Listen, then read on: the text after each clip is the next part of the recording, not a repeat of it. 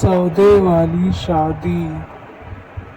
राधिका 18 साल की थी और आज उसे जबरदस्ती दुल्हन की तरह तैयार किया जा रहा था। उसके रोने की आवाज से पूरे घर में शोर मचा पड़ा था। मुझे शादी नहीं करनी, मुझे जाने दो, छोड़ दो मुझे। मैं भी देखती हूँ तू कैसे शादी नहीं करती। शादी तो तुझे करनी ही पड़ेगी। नहीं, मैं शादी नहीं करूँगी। अभी मैं बहुत छोटी हूँ और मैं शादी के लिए तैयार नहीं हूँ। देख, अगर तूने इस लड़के से शादी कर ली ना तो हम सबके दिन पलट जाएंगे। अरे बहुत पैसे वाला है, तुझे रानी की तरह रखेगा अपने घर में। आप मेरे चाचा होकर कैसी बात कर रहे हैं? और वो लड़का नहीं है चाचा, वो 50 साल का आदमी है। इतने बूढ़े आदमी से आप मेरी शादी नहीं कर सकते। खबरदार जो उसे बूढ़ा कहा। अगर उसने सुन लिया तो बिना तुझसे शादी किए यहाँ से चला जाएगा। जाने दो ना, मैं अभी सिर्फ 18 साल की हूँ और वो 50 साल का। ये शादी सरासर गलत है। एक तो तेरे माँ बाप तुझे बचपन में ही हमारे पास छोड़कर भगवान को प्यारे हो गए। अब क्या हम तेरे लिए कोई राजकुमार ढूंढ कर लाएंगे क्या? कौन करेगा तुझसे शादी? कोई बात नहीं चाची, आप मेरी शादी मत करना। मैं जिंदगी भर आपका सारा काम करूंगी, लेकिन इतनी ज्यादा उम्र के आदमी के साथ मेरी शादी मत कीजिए। नहीं नहीं, हम जिंदगी भर तेरा बोझ नहीं उठा सकते। और फिर उससे शादी करने के बदले वो हमें पूरे 50,000 दे रहा है। शादी तो तुझे करनी ही पड़ेगी। उसके बाद राधिका की जबरन उस 50 साल के आदमी धनीराम से शादी करवा दी गई। धनीराम राधिका को गांव से शहर अपनी हवेली में ले आया।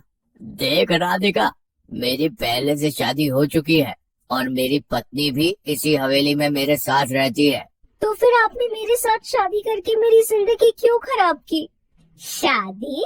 कैसी शादी? मेरे पति ने तेरे चाचा के सामने शादी का नाटक किया है। पूरे 50,000 दिए हैं तेरे। अरे हमें तो घर के काम करने के लिए एक नौकरानी चाहिए थी जो जिंदगी भर हमारी सेवा करे। और हमारे कोई संतान भी नहीं है। जब तू हमें एक बेटा पैदा करके दे देगी तो उसके बाद तुझे जिंदगी भर घर में नौकर की तरह काम करना पड़ेगा। समझ गई? आप अपनी पत्नी के रहते किस तरह की बातें कर रहे हैं? आपको शर्म नहीं आती? इसमें शर्म की क्या बात है? मुझे भी अपने बुढ़ापे का सहारा चाहिए। और वैसे भी कौन से मेरे पति तुम्हें जिंदगी भर अपने साथ रखने वाले हैं? बस एक बार तुम्हारे कोई संतान हो जाए, उसके बाद तुम अपनी जगह और हम अपनी जगह। कुछ महीनों के बाद जब राधिका ने एक बेटे को जन्म दिया तो बेटे को जन्म देते ही उस बच्चे को राधिका से छीनकर धनीराम की पत्नी ने अपने पास रख लिया। मुझे मेरे बच्चे के साथ रहने दो, वो मेरा बच्चा है, मैं उसके बिना नहीं रह सकती। खबरदार जो उसे अपना बच्चा कहा। तू इस घर में सिर्फ एक नौकरानी है। उस बच्चे की माँ मैं हूँ। देख लड़की, तेरा काम पूरा हुआ। अब तो घर का काम काज संभाल और खुश रह। भूल जा इस बच्चे से तेरा कोई लेना देना भी है। एक दिन धनीराम और उसकी पत्नी टीवी में न्यूज देख रहे थे और राधिका वहीं पर साफ सफाई का काम कर रही थी। तभी न्यूज में राधिका ने सुना कि अगर किसी भी महिला को अपने ऊपर हो रहे अत्याचार की शिकायत करनी है तो वो दिए गए नंबर पर फोन कर सकता है। क्योंकि राधिका थोड़ी सी पढ़ी लिखी थी, इसलिए उसने चुपचाप वो नंबर एक पर्ची पर लिखकर अपने पास रख लिया और एक मौके की तलाश करने लगी। एक दिन शाम को, राधिका, मैं और सेठ जी शॉपिंग करने के लिए बाजार जा रहे हैं। तुम घर का अच्छे से ख्याल रखना। और हाँ, हम बच्चे को अपने साथ लेकर जाएंगे। मुझे तुम पर बिल्कुल भरोसा नहीं। धनीराम और उसकी पत्नी घर से बाहर निकल गए। राधिका ने घर के लैंडलाइन से वो नंबर डायल किया। जी नमस्ते, मैं राधिका बोल रही हूँ। मैं यहाँ धनीराम जी के घर पर नौकरानी की तरह काम करती हूँ। पहले उन्होंने मुझसे मेरा बच्चा छीन लिया और अब बिना पैसे दिए मुझसे घर का सारा काम करवाया जाता है। आप मेरी मदद कीजिए। देखिए, मेरा नाम सारिका शर्मा है। ये महिलाओं का हेल्पलाइन नंबर है और मैं उन महिलाओं की मदद करती हूँ जिनके साथ किसी भी प्रकार का अत्याचार होता है। आप चिंता न करें, मुझे अपना एड्रेस बताएं, मैं वहाँ पर आकर आपकी मदद करूँगी। अगले दिन सुबह सारिका शर्मा सेठ धनीराम के घर पहुँच गई। उसके साथ पुलिस भी थी। कहाँ है आपकी नौकरानी? उसे बुलाइए। लेकिन हुआ क्या है मैडम, बात तो बताइए। क्या करना है आपको हमारी नौकरानी से मिलकर? मैंने सुना है कि आपने उसे यहाँ पर बिना पगार के बंधुआ मजदूर की तरह रखा हुआ है। आप उसे उसकी मेहनत का पैसा भी नहीं देते और जरूरत से ज्यादा काम करवाते हैं। अरे नहीं नहीं, आपको कोई गलत फहमी हुई है। हमारे यहाँ तो कोई नौकरानी है ही नहीं। मैडम आप जाइए यहाँ से, लगता है आप गलत जगह पे आ गई हैं। धनीराम की पत्नी बच्चे को गोद में उठाए वहां पर आई। ये बच्चा किसका है? जी मेरा है। मेरा मतलब हमारा है, और किसका है? लेकिन आपको देखकर तो नहीं लगता कि आपने 1 महीने पहले बच्चे को जन्म दिया है। आपकी तो उम्र भी काफी ज्यादा लग रही है।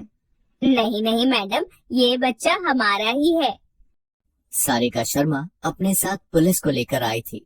उसने पुलिस इंस्पेक्टर से कहा, इंस्पेक्टर साहब, आप इस घर की तलाशी लीजिए। मुझे लगता है ये लोग कुछ छुपा रहे हैं। जी मैडम। इंस्पेक्टर ने जब घर की तलाशी ली तो उन्हें स्टोर रूम में हाथ पांव बंधी हुई राधिका मिली। वो उसे बाहर लेकर आए। राधिका के शरीर पर मारपीट के काफी निशान भी नजर आ रहे थे। मैडम, ये बच्चा मेरा है। मैं इसकी सगी माँ हूँ। मैं समझ सकती हूँ, तुम चिंता मत करो, तुम्हारे साथ जस्टिस होगा। लेकिन मुझे एक बात समझ में नहीं आई, इन लोगों को हमारे यहाँ आने की खबर किसने दी, जिसकी वजह से इन्होंने तुम्हें इस तरह बांधकर स्टोर रूम में रखा हुआ था? बाजार जाने से पहले मैं लैंडलाइन का ताला लगाना भूल गया था। घर आने के बाद मैंने घर के लैंडलाइन का नंबर रीडायल करके देखा था। मुझे इस राधिका पर हमेशा से शक रहता था और इस बार मेरा शक सही निकला। इसीलिए सुबह आप लोगों की गाड़ी आते देखी तो हमने इसके हाथ पांव बांधकर स्टोर रूम में छुपा दिया। सिर्फ इतना ही नहीं मैडम, इन लोगों ने कल रात को मुझे बहुत मारा। बहुत होशियार बनते हो ना तुम, अब जेल में जाकर तुम्हारी सारी होशियारी निकलेगी। इंस्पेक्टर साहब, गिरफ्तार कर लीजिए इन दोनों को। अब मैं अपने बच्चे को लेकर कहाँ जाऊंगी?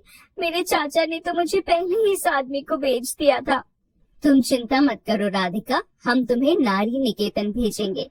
वहाँ पर तुम्हारी और तुम्हारे बच्चे की अच्छी तरह से देखभाल होगी और तुम्हें कुछ रोजगार भी दिया जाएगा। रही बात तुम्हारे चाचा की, तो उन्हें भी सजा मिलेगी। हमारी पुलिस टीम जाकर उन्हें भी गिरफ्तार करेगी, क्योंकि इस जुर्म में वो भी शामिल है।